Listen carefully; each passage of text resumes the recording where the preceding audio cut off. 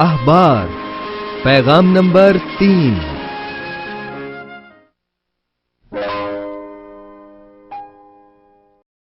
احبار باب نمبر 1 3 تا 4 آیات۔ اگر اس کا چڑھاوا گائے بیل کی سوختنی قربانی ہو تو وہ بے عیب نر کو لا کر اسے خیمہ اجتماع کے دروازے پر چڑھائے تاکہ وہ خداوند کے حضور مقبول ٹھہرے، اور وہ سوختنی قربانی کے جانور کے سر پر اپنا ہاتھ رکھے، تب وہ اس کی طرف سے مقبول ہوگا تاکہ اس کے لیے کفارہ ہو۔ عزیز بھائی اور بہنوں، یہ احبار کے لیکچر پر تیسرا اجلاس ہے۔ یہ لیکچر سکھاتا ہے کہ آپ کو کیسے خدا کی پرستش کرنی چاہیے اور کیسے نظریں گزارنی چاہیے۔ خدا باپ فضل اور محبت سے بھرا ہوا ہے۔ اگر وہ خوشی سے پرستش کی عبادت اور نذرانوں کو قبول کرتا ہے تو یقیناً وہ روح اور بدن میں آپ کو بکثرت برکت دے گا۔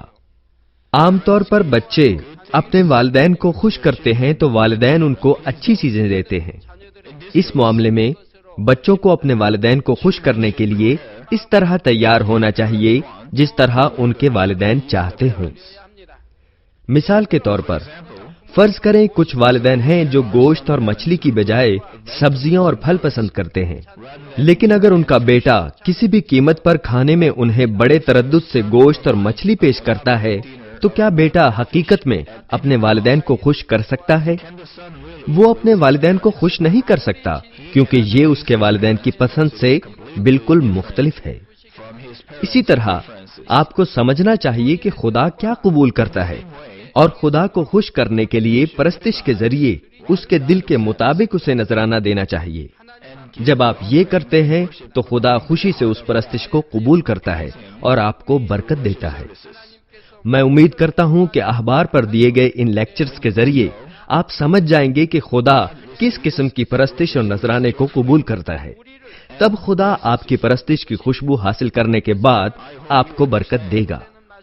ناظرین و سامعین، پچھلے اجلاس میں نے بروں اور بیلوں کے چڑھاووں کے متعلق بتایا تھا جو اس بات کی علامت تھے کہ یسوع نے ہمیں گناہ سے کیسے آزاد کیا۔ بیل انسانوں کا بوجھ اٹھاتا ہے، گوشت دیتا ہے اور چمڑے اور جلد جیسی قابل استعمال چیزیں دیتا ہے۔ یہ کاشتکاری کے لیے زمین میں ہل بھی چلاتا ہے۔ یسوع نے ہمارے گناہوں کا بوجھ اٹھایا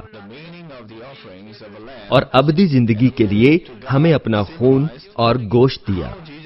اس نے آسمان کی خوشخبری کی منادی کی، خدا کی قدرت سے لوگوں کو اچھی چیزیں دی اور ہمارے دل کو روح میں کاشت کیا۔ جیسے ایک برہ حلیم اور پاک ہوتا ہے، یسوع تمام روحوں سے محبت کرتا تھا اور بے عیب، دھبے کے بغیر، بے داغ اور پاک تھا۔ اور جیسے ایک برہ اپنے چرواہے کی فرما برداری کرتا ہے، یسوع نے خدا کی فرما برداری کی اور انسان کو گناہ سے آزاد کرنے کے لیے صلیب اٹھائی۔ خداوند یسوع نے ایسے ہی ہمارے گناہوں کی معافی کے لیے اپنی قربانی دی جیسے برہ یا بیل ہمارے گناہوں کی معافی کے لیے نذر کیا جاتا ہے۔ یسوع کی قربانی کا شکر ہے کہ ہم بچ گئے ہیں اور ہم نے آسمان کی بادشاہی میں داخل ہونے کا حق حاصل کیا ہے۔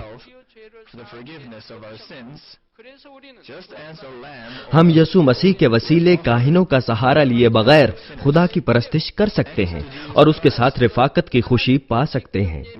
آج ہم خدا کو نذر کیے جانے والے کئی مختلف نذرانوں کے بارے تفصیل سے سیکھیں گے۔ اول، احبار کا پہلا باب سوختنی قربانیوں کے بارے بتاتا ہے۔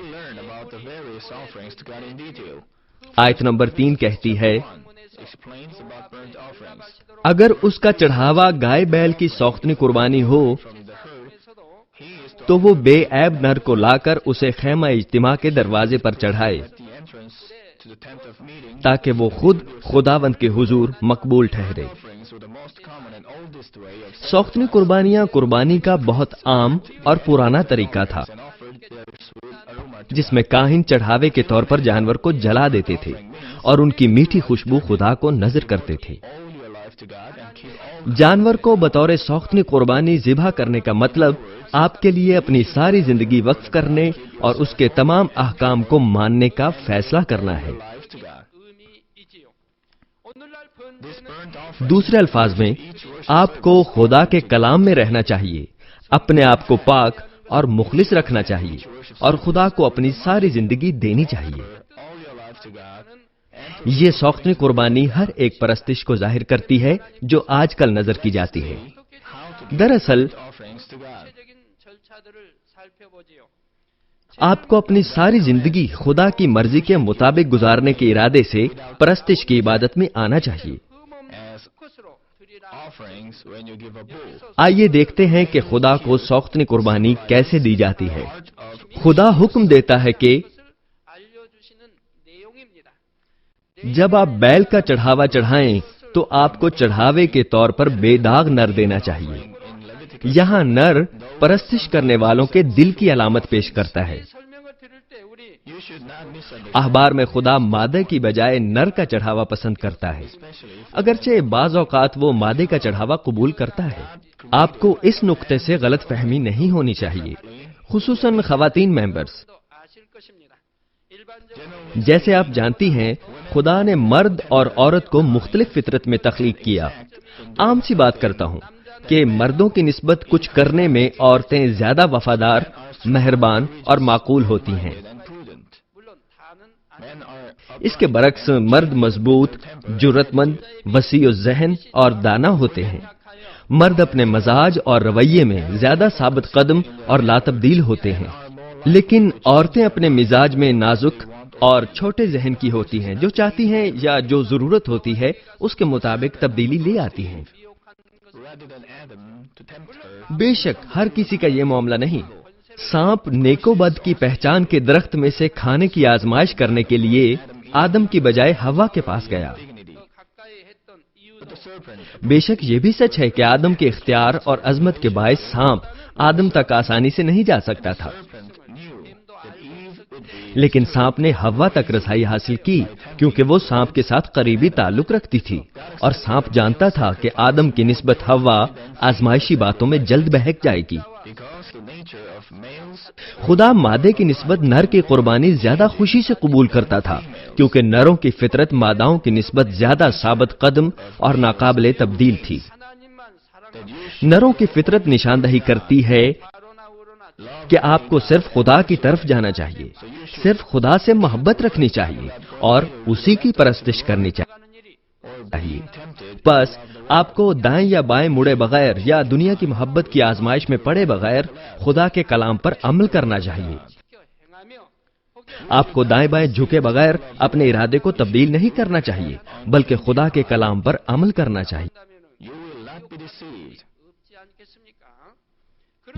آپ کو دنیا کی محبت میں دھوکہ نہیں کھانا چاہیے۔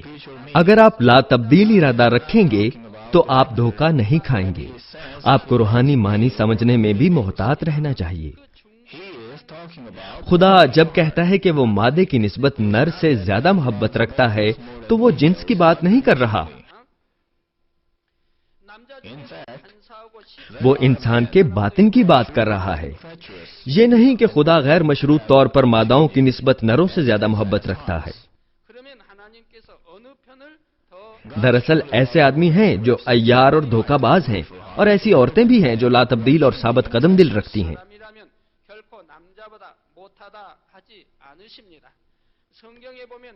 خدا یقیناً ان عورتوں سے محبت رکھتا ہے جو عیار اور دھوکے باز مردوں کی نسبت زیادہ مستحکم اور خوبصورت دل رکھتی ہیں۔ یہ مریم مگدلینی تھی جو خداوند کے جی اٹھنے کے بعد سب سے پہلے خداوند سے ملی۔ یسوع کے بہت سے مرد شاگرد تھے، لیکن خداوند کے لیے مریم مگدلینی کی محبت عظیم ترین تھی۔ دبورا بہت سے بہادر مردوں کو پیچھے چھوڑ کر ایک طاقتور قاضیہ بنی۔ روت جس نے آخر تک اپنی ساس کی پورے دل سے خدمت کی، اس کی محبت اور باطن کسی بھی مرد سے زیادہ عظیم تھی۔ آستر کا بھی یہی حال تھا جس نے اسرائیل کے لوگوں کو بچایا۔ کلام مقدس میں ان عورتوں نے خدا کے مقبول چڑھاووں کی طرح خدا کو اپنی زندگیاں دی تھیں۔ اسی طرح ایک نر جانور کا بطور چڑھاوا دیا جانا نشاندہی کرتا ہے کہ ہمیں خدا کی خدمت اور پرستش مستقیم اور ثابت قدم دل کے ساتھ کرنی چاہیے۔ اس کا یہ مطلب نہیں کہ خدا بیٹوں اور بیٹیوں میں امتیاز کرتا ہے۔ میں نہیں چاہتا کہ اس معاملے میں آپ خدا کی نسبت غلط فہمی میں آئیں۔ عزیز بھائی اور بہنوں، سوختنی قربانی کے لیے بے داغ نر جانور لینا ہوتا تھا۔ آپ کسی اونچے رتبے کے آدمی کو خراب یا داغدار تحفہ نہیں دیتے۔ آپ یقیناً بہترین چیزیں تیار کریں گے۔ اس لیے ہمیں لشکروں کے خدا اور خداوند کو بہترین تحفہ دینا چاہیے۔ دوسرے الفاظ میں، آپ کو پرستش کی ہر ایک عبادت میں بے داغ دل کے ساتھ آنا چاہیے۔ بہت عرصہ پہلے بعض اوقات لوگ تحفے کے طور پر جانور دیا کرتے تھے۔ مثال کے طور پر وہ مرغا دیتے ہوں گے، تو پھر ہم کہتے ہیں کہ کسی نے ایک آنکھ سے کانا مرغا تحفے میں دیا ہے۔ تو کیا تحفہ لینے والا اس تحفے سے خوش ہوگا؟ بلکہ وہ اپنے دل میں دکھتا ہوگا۔ وہ سوچتا ہوگا، اوہ، یہ آدمی مجھے حقیر جانتا ہے۔ جب آپ پرستش کی عبادت میں آتے ہیں تو کس قسم کے دل کے ساتھ آتے ہیں؟ کیا آپ نے کبھی پرستش کی عبادت سے پہلے کسی سے جھگڑا کیا ہے؟ کیا آپ کسی عبادت سے پہلے غضبناک یا غصے میں ہوتے ہیں؟ کیا آپ پرستش کی عبادت میں مشکلات کے دوران تیوری چڑھاتے ہیں؟ اس لیے ہمارے چرچ کی ابتدا سے خدا نے ہمیں بتا رکھا ہے کہ ہمیں کس قسم کے منتظمین کو مقرر کرنا چاہیے۔ ان کو حلیم ہونا چاہیے اور ان کے چہروں کو بارونق ہونا چاہیے۔ ان کو ایماندار ہونا چاہیے، مہربان ہونا چاہیے اور اچھا رویہ رکھنا چاہیے۔ یہ کیوں ہے؟ یہ ایسا تھا کہ وہ ان لوگوں کے دلوں کو موہ سکیں جو ٹوٹے ہوئے دل کے ساتھ یہاں آ رہے ہیں۔ منتظمین کو اچھی طرح ان کی خدمت کرنی چاہیے تاکہ وہ جو آزردہ دلوں کے ساتھ یہاں آئیں منتظمین کے چہروں کو دیکھ کر آرام پائیں اور وہ خوش ہوں گے۔ چنانچہ وہ روح اور سچائی میں پرستش کرنے کے قابل ہوں گے۔ اس لیے خدا نے ہمیں بتایا کہ ہمیں کس قسم کے منتظمین مقرر کرنے چاہیے۔ ہم اسی معیار کے مطابق منتظمین کو مقرر کرتے رہے ہیں، لیکن میں نہیں جانتا کہ اب یہ کیسا ہے۔ 80 کی دہائی تک تو یہ ایسا ہی تھا، لیکن بہرحال میرا خیال ہے کہ پرستش کمیٹی منتظمین کو منتخب کرتی ہوگی اور وہ خدا کے دیے ہوئے ضوابط پر عمل کر رہے ہیں۔ بس ہمیں کسی کو یوں ہی منتظم مقرر نہیں کرنا چاہیے، انہیں آرام دینے کے قابل ہونا چاہیے، حتیٰ کہ ان کو بھی جن کے دل ٹوٹے ہوئے ہوں۔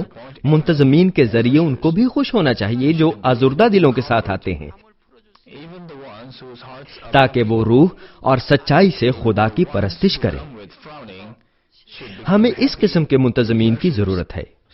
میرا خیال ہے کہ آپ خدا کے حضور تیوری چڑھا کر نہ آئیں اور نہ آپ اپنے کاروبار کے متعلق دوسری دنیاوی چیزوں کے بارے سوچنے میں مصروف رہتے ہیں۔ یا کیا اس عبادت کے دوران آپ سو جاتے ہیں؟ خدا کے سامنے اونگنا اسے تکلیف دینے والی چیز ہے۔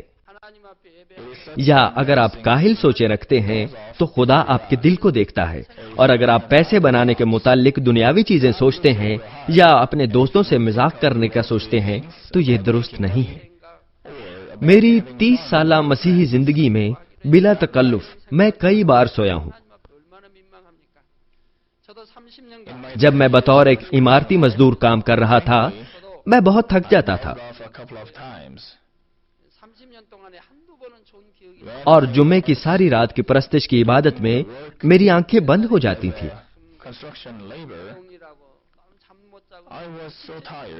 مجھے یاد ہے میں کئی بار سو جاتا تھا۔ جب میں گھر جاتا تو مجھے بہت افسوس ہوتا تھا اور میں جلدی سے روزہ رکھ لیتا تھا۔ میں اونگنے کے لیے ایک دن کے روزے کے ساتھ توبہ کرتا تھا۔ مجھے کئی واقعات یاد ہیں۔ تب اگر آپ کئی بار سو جائیں تو آپ کو خدا کے سامنے کیسے معذرت کرنی چاہیے؟ آپ ہمیشہ کے لیے تو روزہ نہیں رکھ سکتے۔ آپ کہیں، اوہ اے باپ، آج پھر میں اونگنے لگ گیا، میں روزے کے وسیلے تیرے ساتھ اطمینان بنانا چاہتا ہوں، میں معذرت چاہتا ہوں کہ آئندہ میں ایسا نہیں کروں گا۔ تب اگر آپ پھر سو جائیں تو یہ ایک تکلیف دہ چیز ہے۔ بہتر ہوگا کہ نہ سوئیں اور نہ روزہ رکھیں۔ آپ میں سے کوئی بھی پرستش کی عبادت کے دوران کاہل سوچے رکھنے والا یا اونگنے والا نہیں بننا چاہیے۔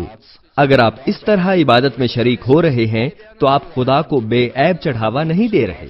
خدا فرماتا ہے، بلا ناغہ دعا کرو، ہمیشہ خوش رہو اور ہر بات میں شکر گزاری کرو۔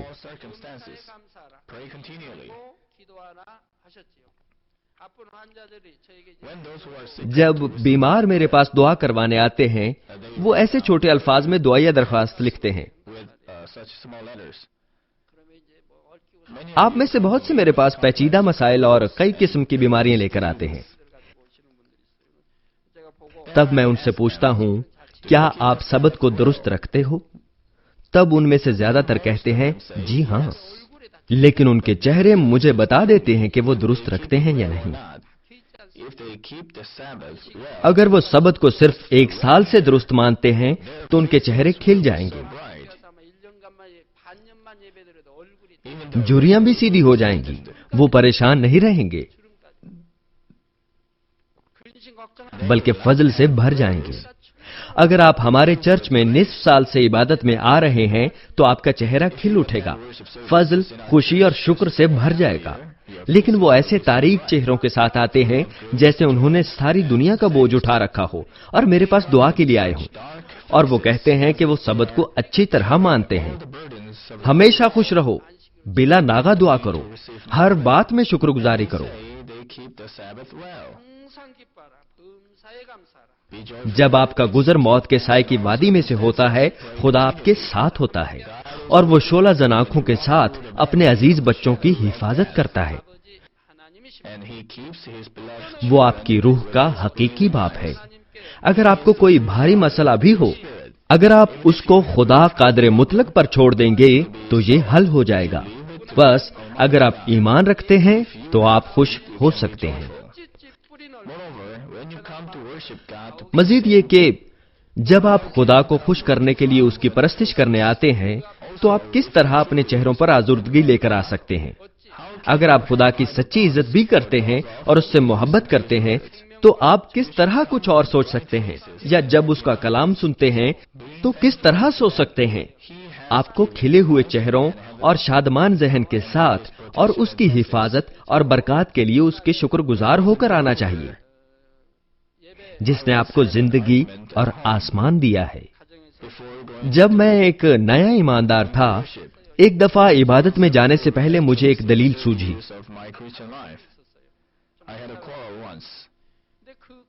یہ میری 30 سالہ مسیحی زندگی میں بڑا خاص معاملہ تھا۔ ایک بار میرا ایک جھگڑا ہو گیا، لیکن بدقسمتی سے اس اتوار کو میرے پروگرام میں بپتسمہ لینا شامل تھا۔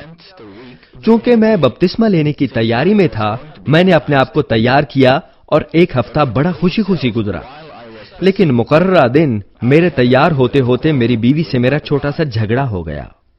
تب میں خدا کے سامنے بڑا معذرت خواہ تھا، بس میں نے اسی وقت گھٹنے ٹیکے اور توبہ کی اور چرچ چلا گیا۔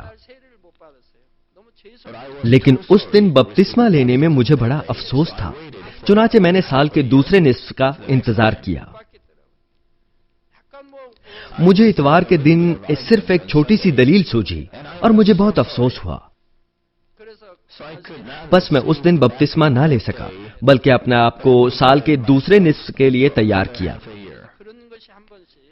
بس جب کبھی میں اس قسم کی صورتحال میں گیا، میں نے وہ باتیں اپنے دل پر نقش کر لیں کہ آئندہ میں یہ غلطی نہیں دہراؤں گا۔ چنانچہ میں دیکھتا ہوں کہ میں آئندہ وہ غلطی نہیں دہراتا۔ ہمیں خدا کا کلام سننا چاہیے، اس کی تعریف کرنی چاہیے اور اسے خوش کرنے کے لیے اپنے سارے دل سے دعا کرنی چاہیے۔ اس قسم کی پرستش، سوختنی قربانی، بے عیب چڑھاوا خدا کے لیے قابل قبول ہوگا۔ برائے مہربانی اس قسم کی مسیحی زندگی بسر کیجیے۔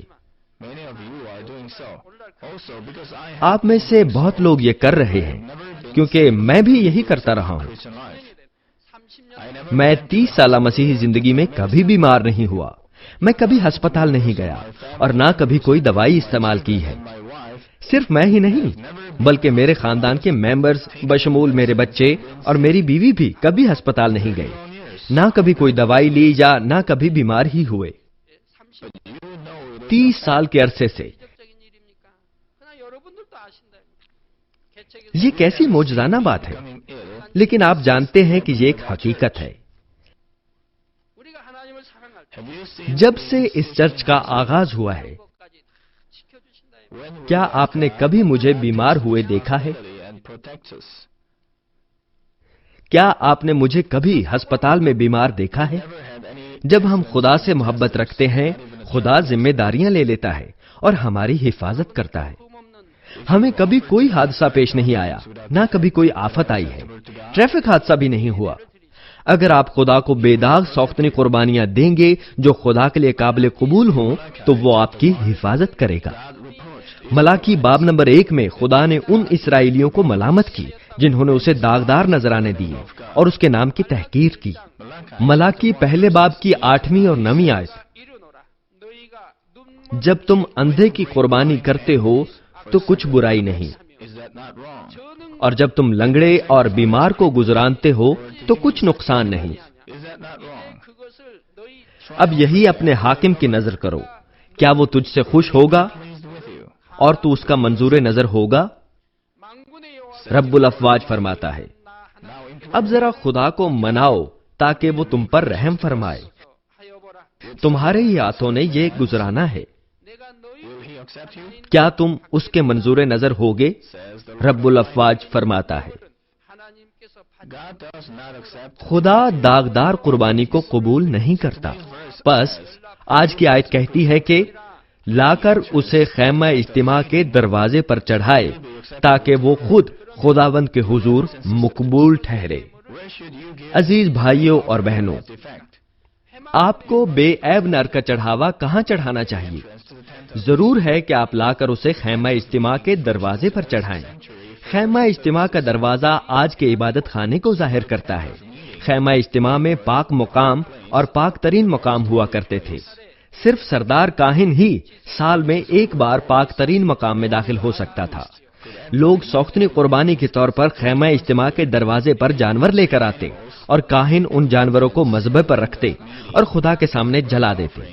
لیکن آج کل آپ خیمہ اجتماع کے دروازے پر سوختنی قربانی نہیں دیتے۔ آج کل آپ خیمہ اجتماع کے پاک مقام میں داخل ہو جاتے ہیں اور پاک ترین مقام میں خدا کی پرستش کرتے ہیں۔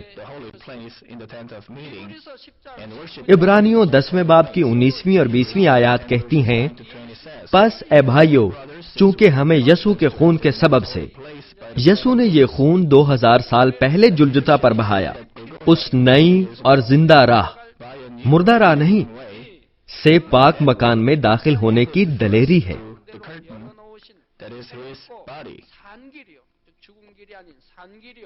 جو اس نے پردہ یعنی اپنے جسم میں سے ہو کر ہمارے واسطے مخصوص کی ہے۔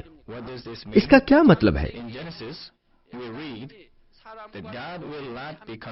پیدائش میں ہم پڑھتے ہیں کہ خدا ہمیشہ انسان کے ساتھ مزاحمت نہ کرتا رہے گا، اور یہاں ایک شرط ہے، خدا ہمیشہ تک انسان کے ساتھ کیوں مزاحمت نہیں کرے گا؟ وہ اس لیے کہ وہ بھی تو بشر ہے۔ جو خدا نے کہا تھا دراصل یہ ہے۔ تو پھر کیا خدا آپ کے ساتھ ہے یا نہیں؟ وہ آپ کے ساتھ ہے۔ یہ اس لیے کہ آپ آئندہ کے لیے جسم نہیں ہیں، آپ خدا کے لوگ ہیں جو روح القدس حاصل کر چکے ہیں۔ چونکہ آپ خدا کے روحانی بیٹے اور بیٹیاں ہیں جو روح القدس حاصل کر چکے ہیں، خدا آپ کے ساتھ ہے۔ لیکن وہ جسمانی لوگوں کے ساتھ نہیں رہتا۔ یہ آیت کہتی ہے، پردہ یسوع کا جسم تھا۔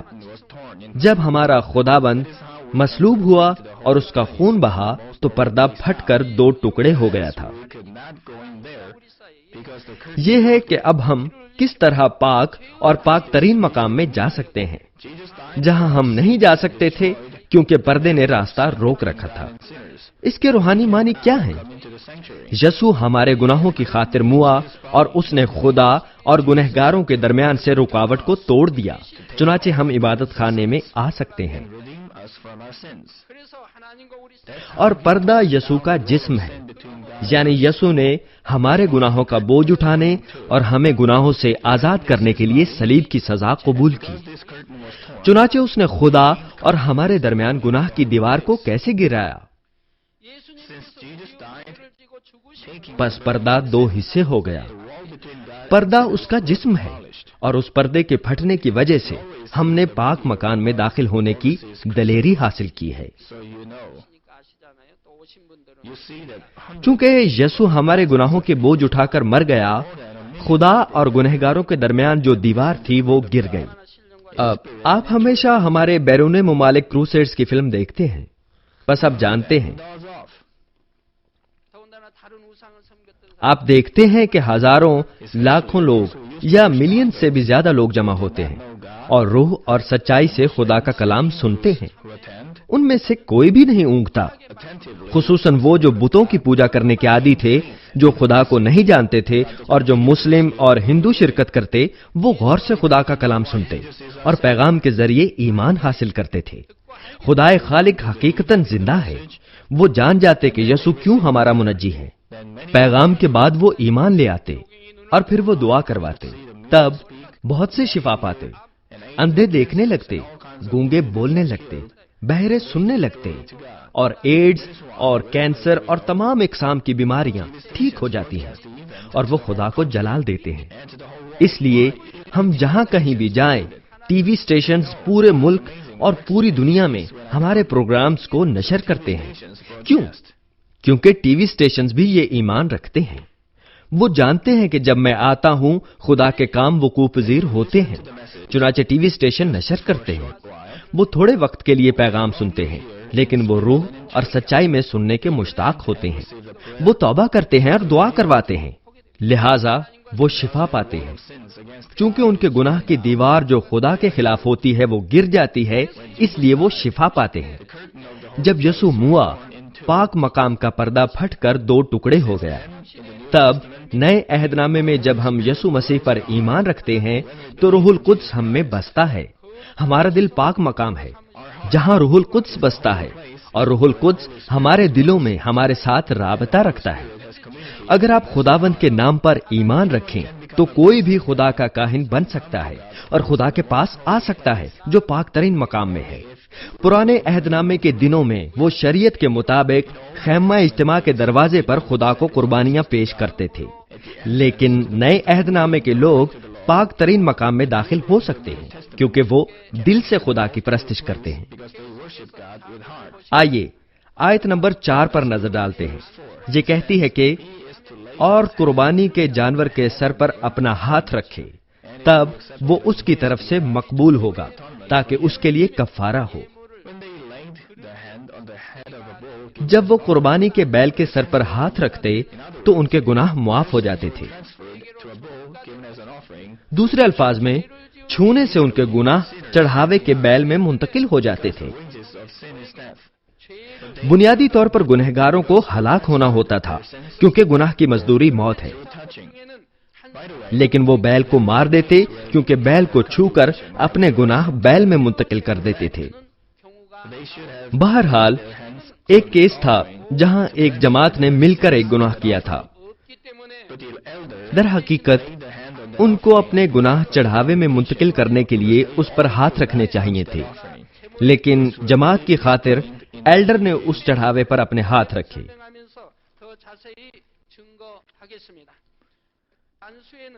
क्योंकि वह सब चढ़ावे को छू नहीं सकते थे। बाद में ये सब तफसीलन बताया जाएगा। हाथ रखने के बहुत से रूहानी मानी हैं, जैसे बरकत या गुनाहों पर मोहर करना और मुंतकिल भी करना। यसू जब बीमारों को शिफा देता या बच्चों को बरकत देता तो लोगों के सरों पर हाथ रखता था। यसू के रसूलों ने लोगों के सरों पर हाथ रखे ताकि वो रूहुल कुद्स पाएं और रूहुल कुद्स से भर जाएं। खादमीन नजरानों को खुदा के लिए मखसूस करने की गर्ज से उनके सर पर हाथ रखकर मोहर करते थे।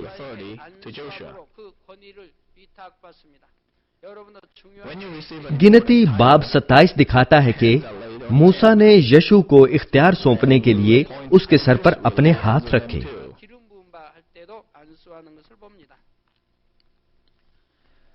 जब आप एक अहम ओहदा हासिल करते हैं तो आपके सर पर हाथ रखे जाते हैं। जब हम एल्डरों को मखसूस करते हैं तो हम भी उन पर हाथ रखते हैं। लेकिन अगर मैं सिर्फ मजबे से दुआ कर दूं, अगर आप ईमान के साथ दुआ करवा लें तो आप शिफा पा सकते हैं और जवाब और बरकत हासिल कर सकते हैं। आप ईमान के साथ दुआ करवाने से जवाबात हासिल कर सकते हैं, लेकिन बाज मामलात में अगरचे आप बड़ा ईमान रखते हैं तो मजबे से की हुई दुआ से भी आप जवाब हासिल नहीं कर सकते। इस मामले में आप दुआ करवाने के लिए सीधे मेरे पास आएं। बहुत से मुख्तलिफ मामलात होते हैं और उनकी मुख्तलिफ वजूहात होती हैं। ये मैं बाद में आपको तफसील से बताऊंगा। मिसाल के तौर पर, अगर आपके बच्चों को इस किस्म की कई जिल्दी बीमारियां हों और उनको छाले और फफोले हों, मगर वो मजबे पर से कई बार दुआ करवाने पर भी शिफा ना पाए, अगर उनको मुझसे मिलने का मौका ना मिले तो वो चर्च के सहन में मुझसे दुआ करवाते हैं। तब आप देखते हैं कि आप फौरन शिफा पा जाते हैं, जैसे आप कभी बीमार थे ही नहीं। जब आपने मजबे पर से दुआ करवाई तो आपने शिफा नहीं पाई थी, लेकिन जब मैं बराह रास्त आप पर अपने हाथ रखता हूं तो आप शिफा पाते हैं। इस किस्म की मिसालें हम बहुत दफा देखते हैं। अलबत्ता बाज मामलात में आपको जरूर हाथ रखवाना होता है, या आप सिर्फ ईमान के साथ दुआ करवा सकते हैं। बाद में मैं आपको वजह बताऊंगा।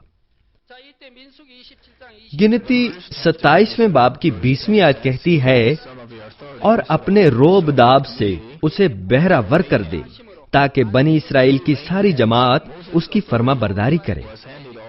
और हाथ रखने से मूसा का इख्तियार यीशु के सुपुर्द हो गया और यीशु इसराइल के लोगों से अलग हो गया।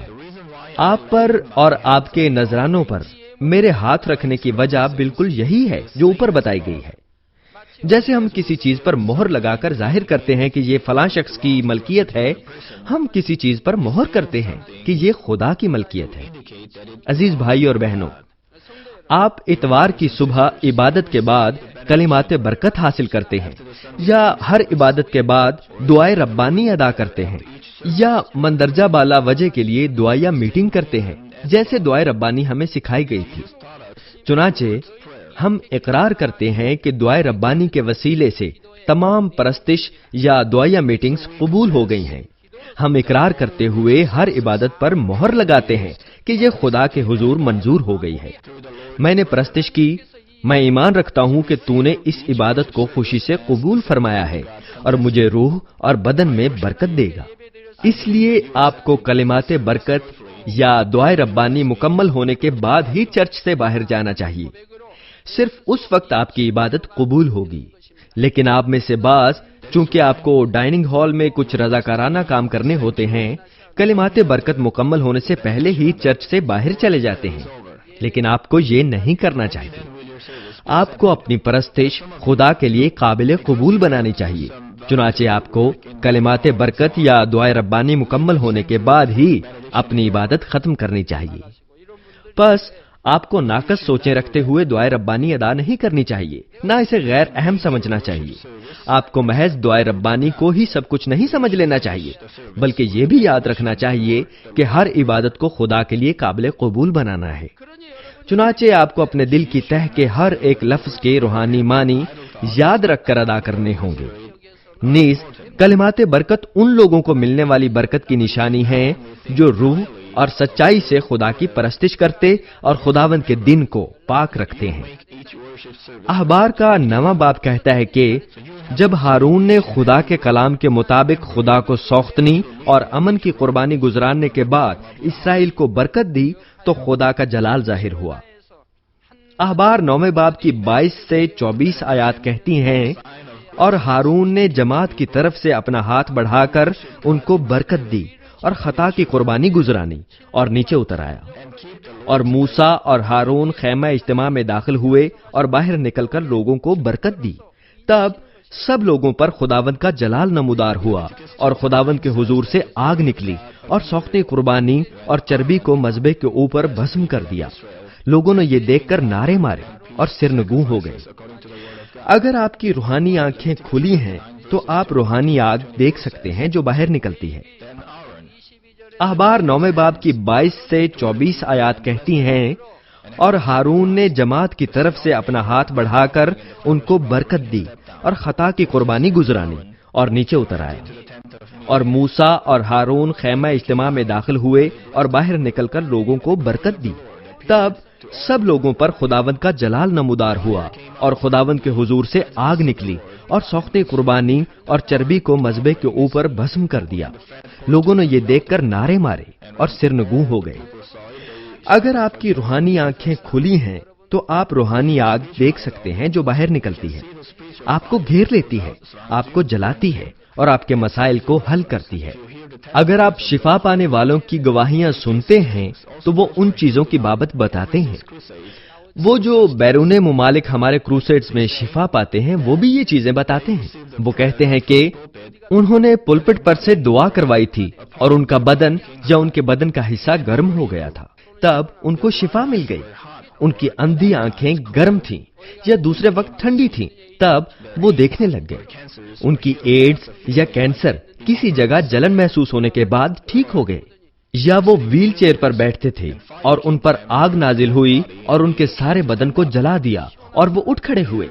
आप हमेशा इस किस्म की गवाहियां सुनते हैं। बाज़ औक़ात वो कहते हैं कि किसी किस्म की आग ने उन्हें छुआ, या बाज़ औक़ात कहते हैं सर्द हवा ने उनके बदन को छू लिया है।